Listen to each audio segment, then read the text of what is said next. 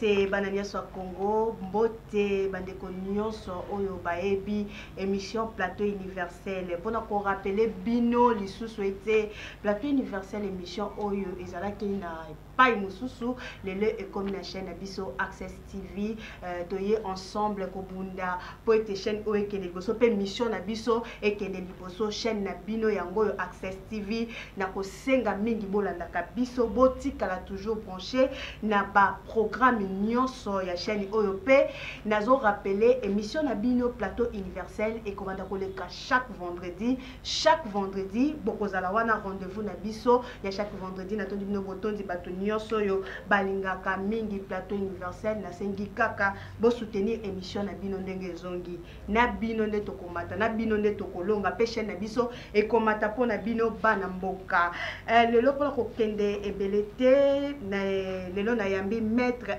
Alphonse o azali cadre na PDCP membre ya ensemble pour le changement na ngambo mususu na yambi pe mwana mboka Léopold Ouachera o azali président ya FOPAC ya FOPAC ezali forum de pasteurs et patriotes congolaises azali PCG honoraire ya parti MLP ya mwana mboka Franck Tiongo na fato banda penza na remercier équipe technique mobimba ya Access TV merci pour être mo pesinga lisusu chance ya kozana chaîne na bino na moni derrière la caméra Anod Makaya mwana mbote mwana mboka mbote na yo na moni na montage ye lisusu Anod Makaya pe na régie Aristide Ntsapala pe désigné na Jusede Kikwaou réalisation na monument na mboka Claude Diazono pe supervision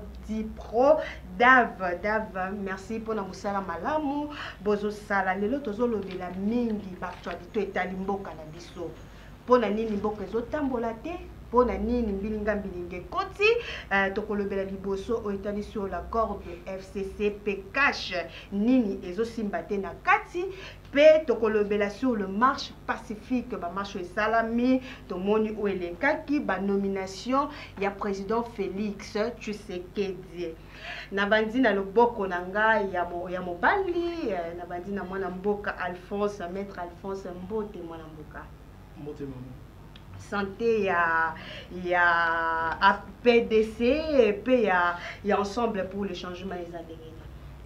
Mais le corps boyebi ensemble pour le changement PDC et santé zakitoko monaki que na marche pour ça la marawa battu ensemble pour le changement bazalaki battu à PDC bazalaki il baké et santé à partie santé ensemble les malam malamu mingi na ina loboko nanga ya mwasi ko bana papa Léopold Ouachera boni sango ya FOPAC MLP.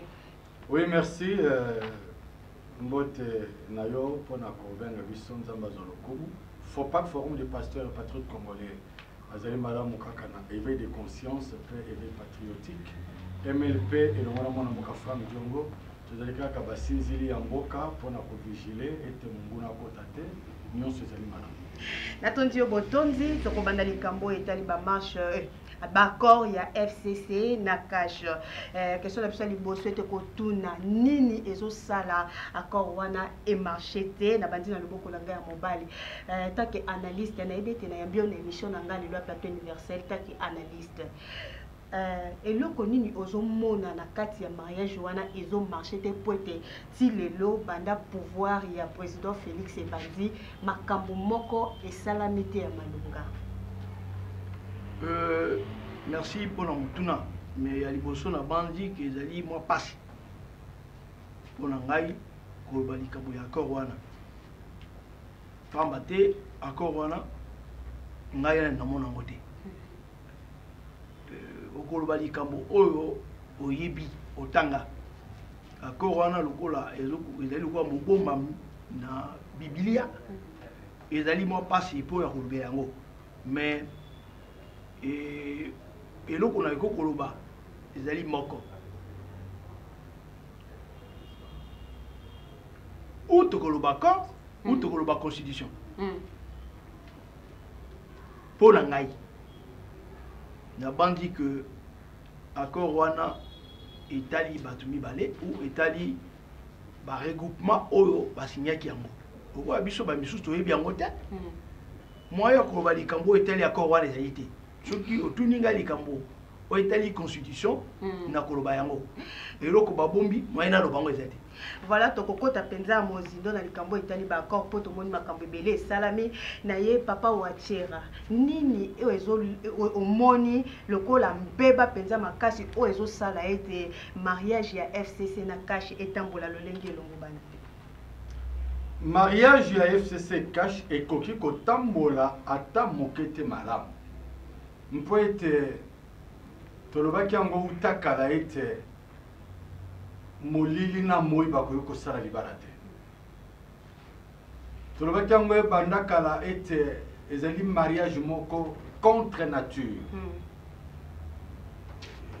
bien sûr ndenge ndeko na ngai alobi ete totikala koyeba contenu ya accord wana te toyokaka yango bobele na kombo mwasi ana zemi me mwana totikala komona te maternité mpe totikala koyeba te oye ekomama na accord wana ezali engagement ya bato mibale d'abord tomitunaka est ce que ezalaki verbal to ezalaki par écrit balobe bango balobe ete ba accord wana basignaki eza na bakolo mpo esalama bapapie ezali oyo ezolakisaki basala accord na président Félix soki ezali boloki te batia yango sur la place publique totikala komona eloko te. Tu sais le mal dans ce pays c'est quoi madame tango basignaka bakor mpe bayokanaka na molili toyebaka te badenonsaka te mpe badevoilaka secret nango te ezali ebele tango mobulu mbilinga ekoti ndenge okomi koyoka accord tolobaki boy.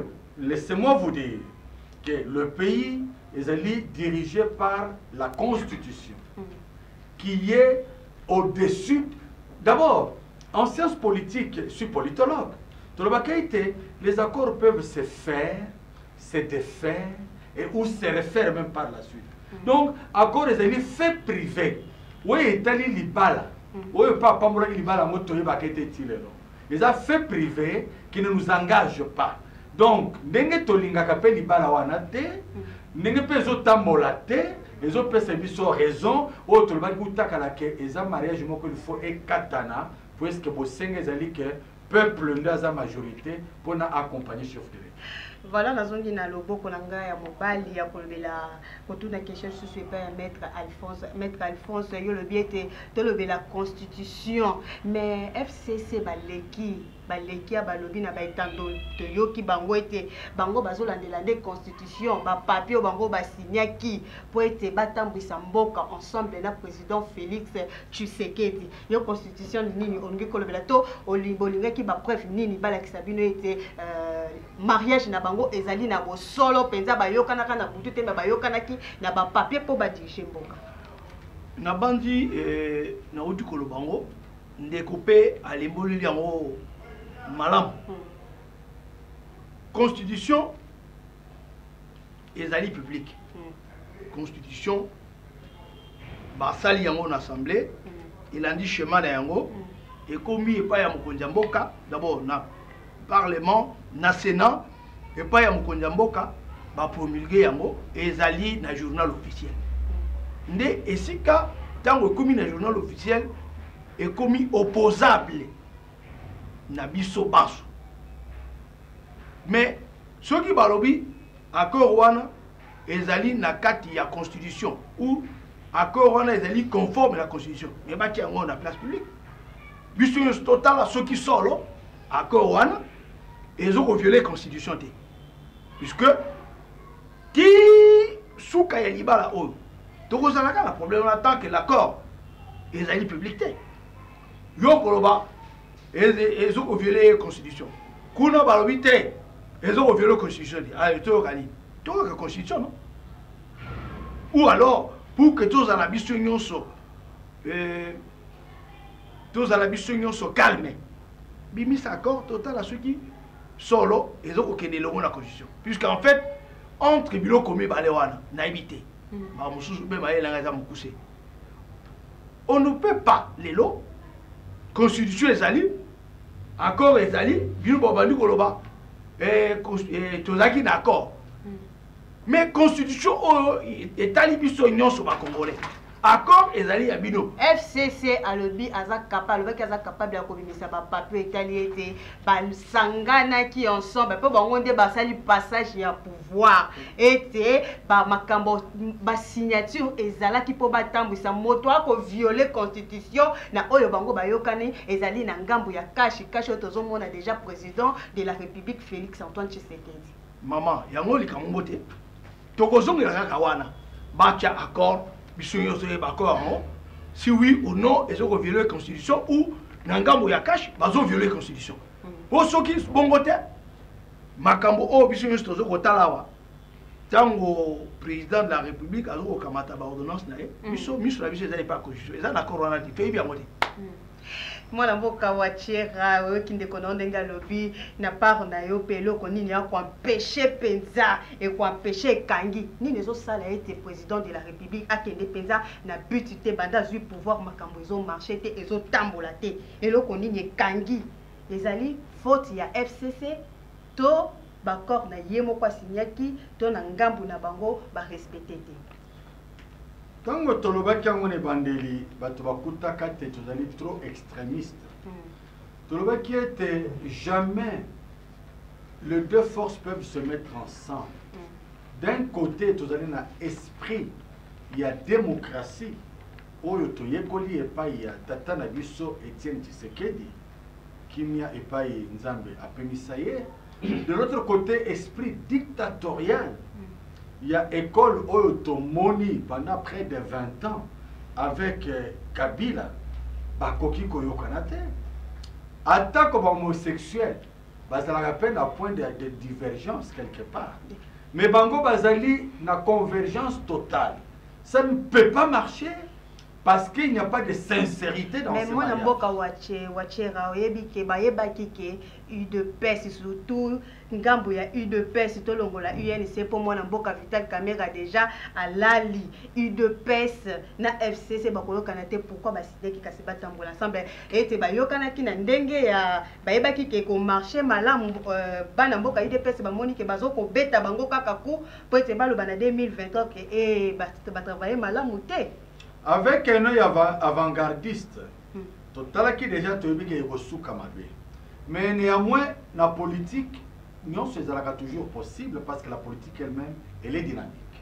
Ça peut changer à tout moment. Je pense que moi, Namboka, président de la République à Lobaka en son temps, j'ai été forcé, il y a que ça l'alliance na bango, pour na pekisamakile tangate Namboka.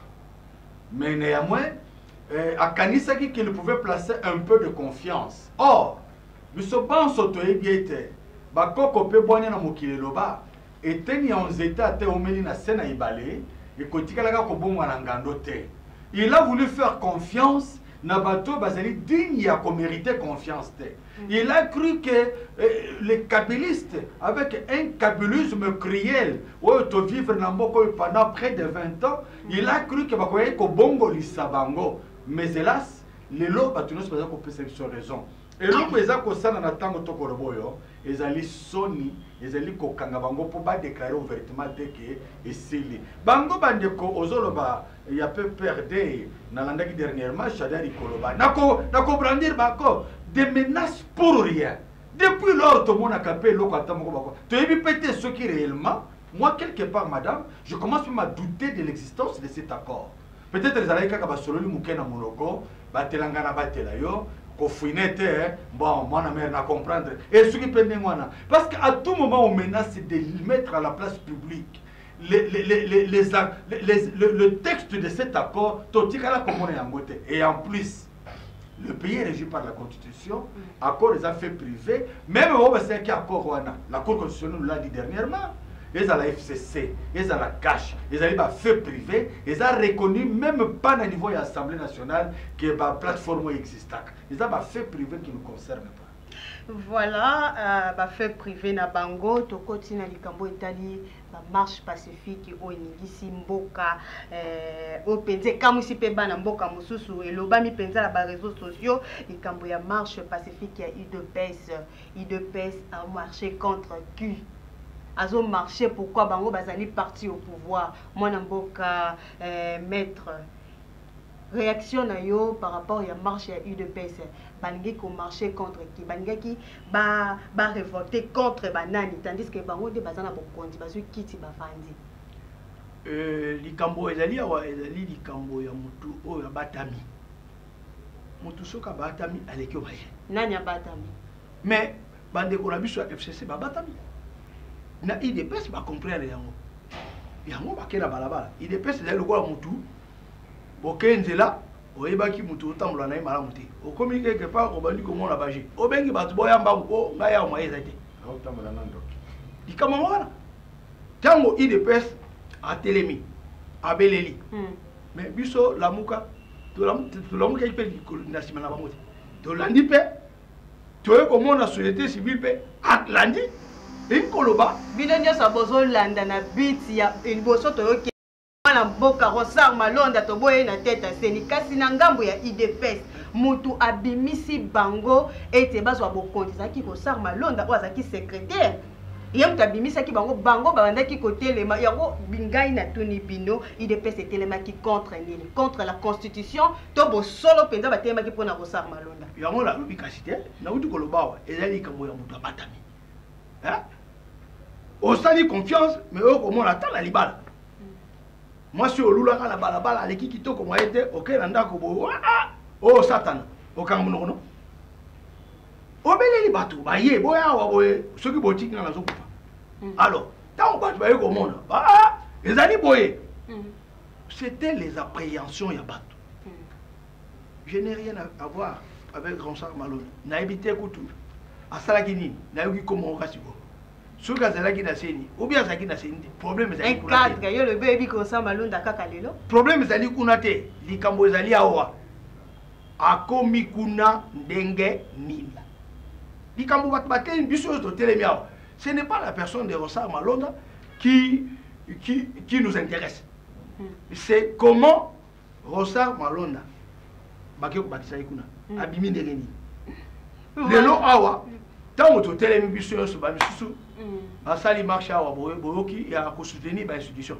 mais marche oyo ya kosoutenir bainstitution lelo namoni bato nyonso na basali ya nzambe oyo balobaka na télévision toyoki susu babandi kozongana na molongo one sikoyo comité technique babandela ça veut dire elingi koloba nini kasi président de la République déjà aboyi déjà que Ronsard Malonda ngo azala na tête ya oui mais aboyi pour la nini aboyi elingi koloba likambo oyo UDPS akriaki oyo lamukaka atelemaki na ba société civile ezaki likambo kasi yango ezolakisa que président de la République to cash ezo respecter baaccord to basindaki na FCC ça veut dire accord yango ezalaki ni ya kokosa peuple natuni accord yango ezalaki ni ya kokosa peuple bongo nani aolakisa peuple likambo oyo tozali nango lelo aboye toyebi biso nyonso na nsima ya maponomi ndenge nungunungunungu ezalaki mokonzi ya mboka alobi alingi su bongo te sikoyo mabe nesaki voilà papa Wachera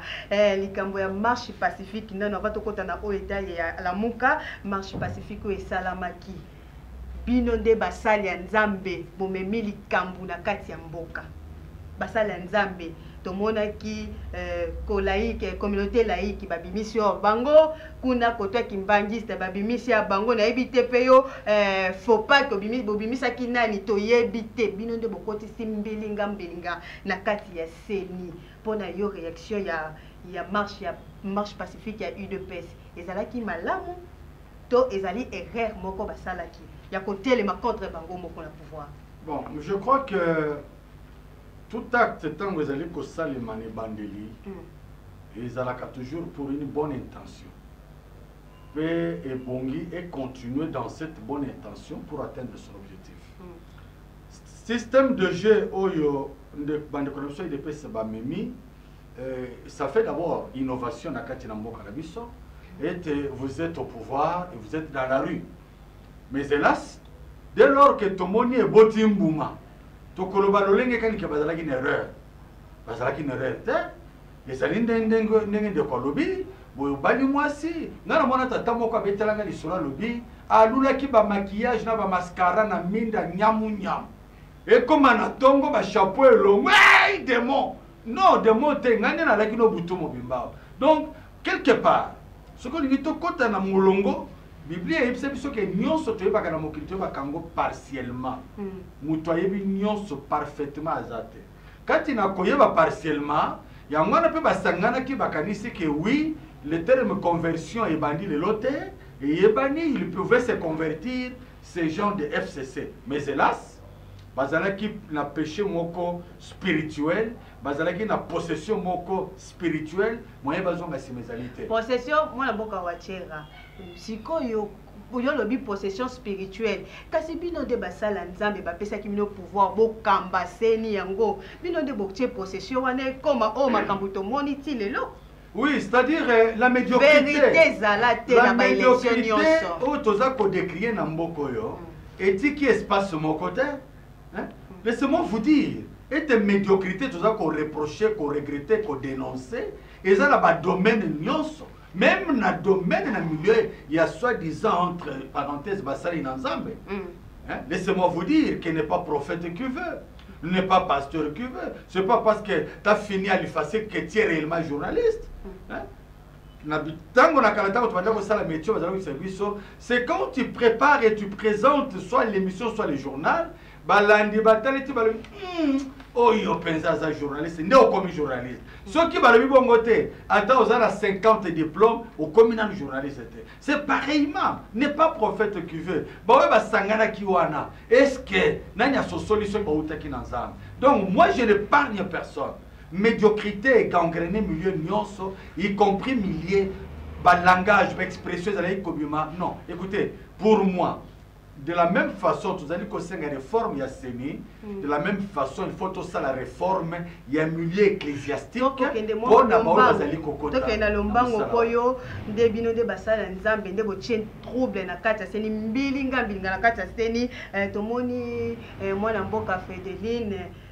Oazali azo Frédéric azo Kamba oui azo Kamba lelo communauté laïque tout le monde qui a monaka utaki kokuta na mwana mboka Jean-Marc Kabundu akabundu et soki wana te abesho le kutu excuse-moi bolimbisanga abesho le utaki komona na mwana mboka Jean-Marc Kabundu et soki wana te ye wana lisusu akumbani ti na prison komona mwana mboka Vital Kamerhe et boyebi te soki basali bongo oyebi ke Vital Kamerhe déjà caché eza kopanzana yake komona etango UDPS komona bongo bazomona lisusu complice moko te eza na sima to bapesa ye confiance lisusu atia lisusu mutu mususu oyo komema mapona mimabe yango na lobi te bao nyonso basanganaki na cadre ya baconfession religieuse bango nyonso baza kodénonce bango basalaki boye elongo bani te bazali en ordre te na nzambe yango bakotisaki mpe potopoto na makambo wana abeshole ake prison azongi boye écoutez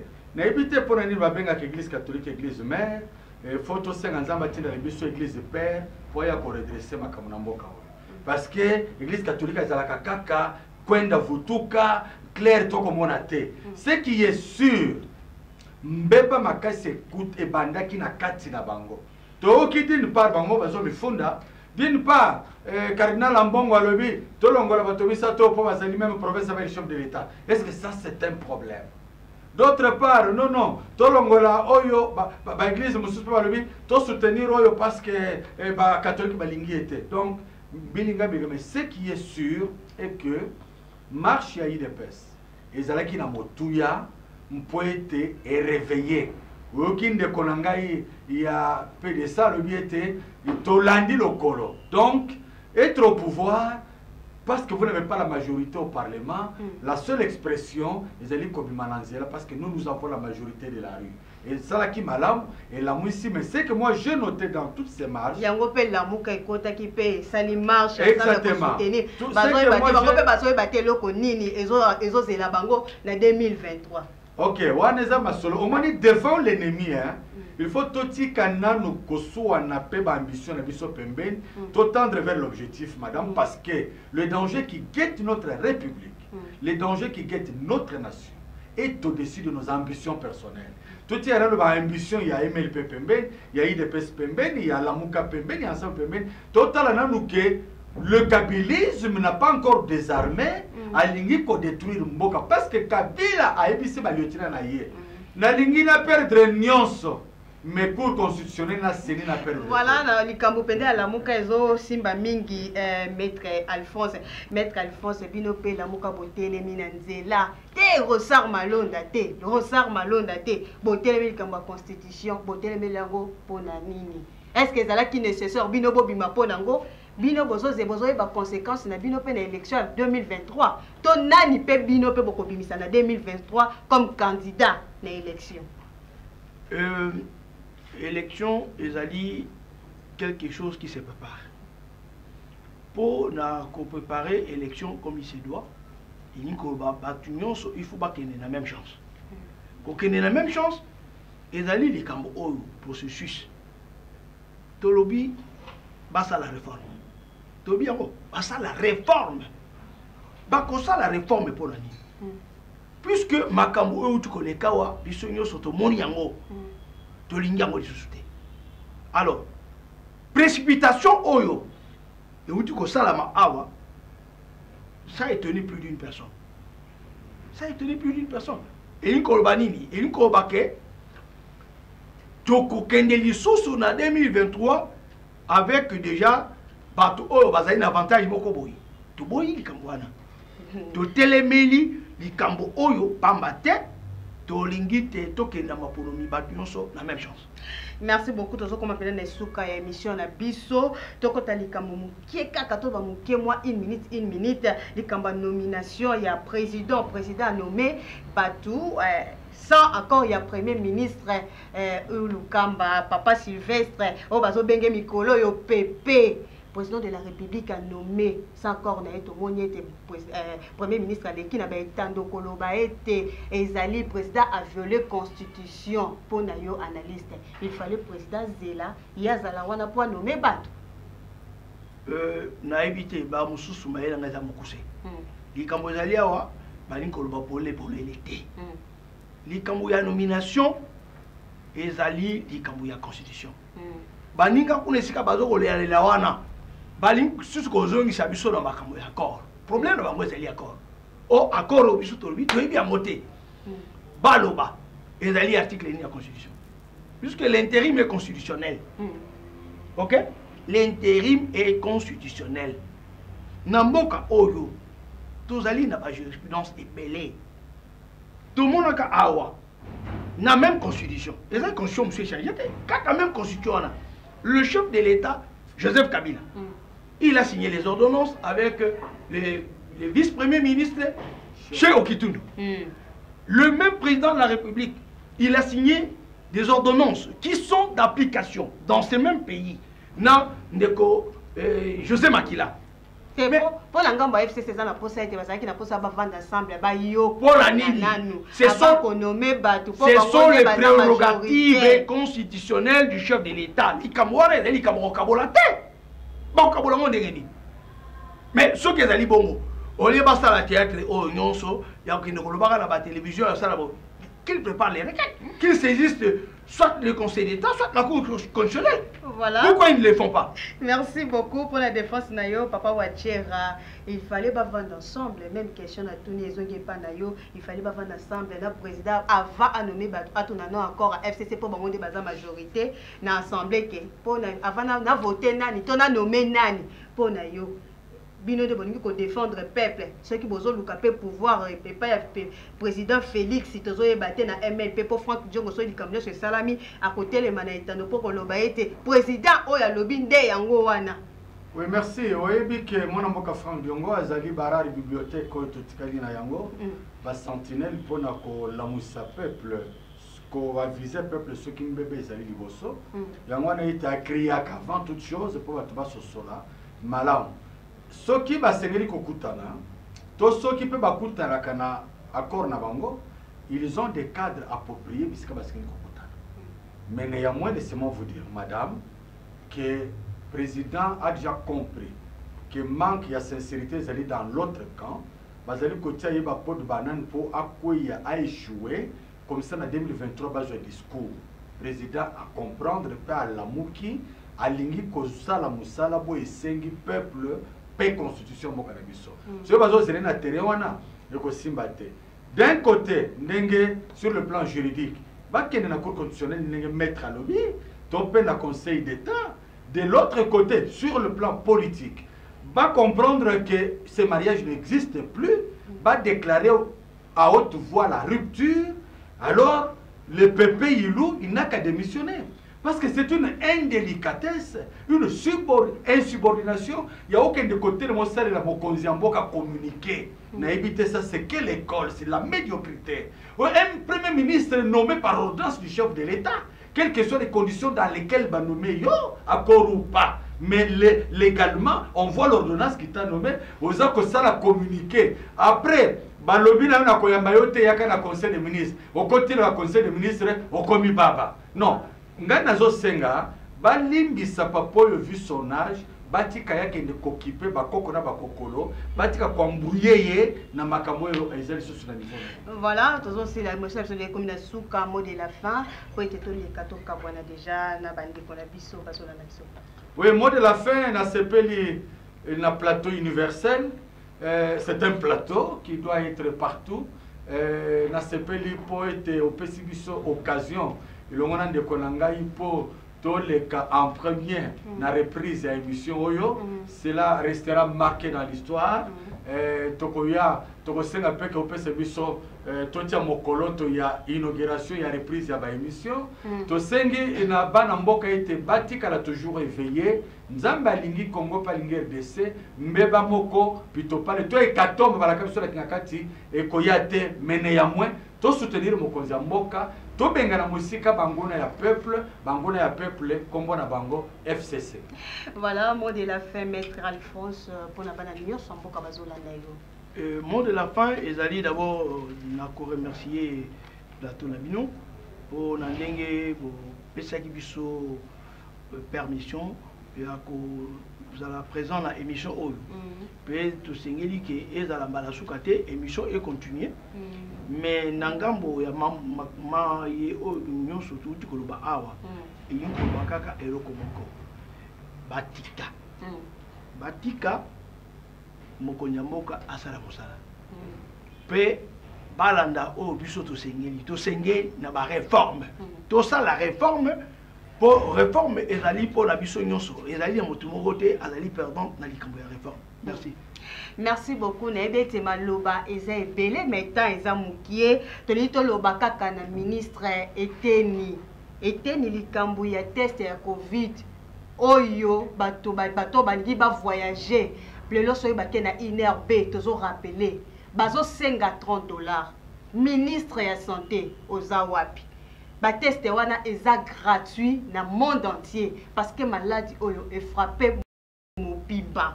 Bazo senga INRB azo senga $30 ya nini $30 wana sala nini na crise économique otoza nango po batu basala nini toyebi te test wana eza gratuit président de la République tala makambo oyo po ete bana mboka balobi te to lobelango mais eloko esali biso mbeba po ete maloba eza ebele mais temps eza mokie mais toyebi ke na numéro oyo ekoya tokolobela bino likambo oyo etali bateste ya COVID-19 oyo ezali kotya mpenza mbilinga masolo mpenza ekoti ya mbilinga nasengi lisusu merci na équipe technique na ngai ya Access TV namoni derrière la caméra encore nasengi merci na Arnaud Makaya merci pour la musala malamu pe na désigne jeune réalisateur na biso Claude Diasono azalaki wala pour na ko réaliser image na pesi merci na notre Dipro Dave merci à toi merci beaucoup pour votre travail merci pour l'opportunité bo pesinga na Access TV na sengi bino bo soutenir émission oyo pe botika la toujours branché na programme na biso ya Access TV soki nzambe asongi tokozala na bino lisusu na numéro elandi botika la malamu na bandako na bino merci beaucoup.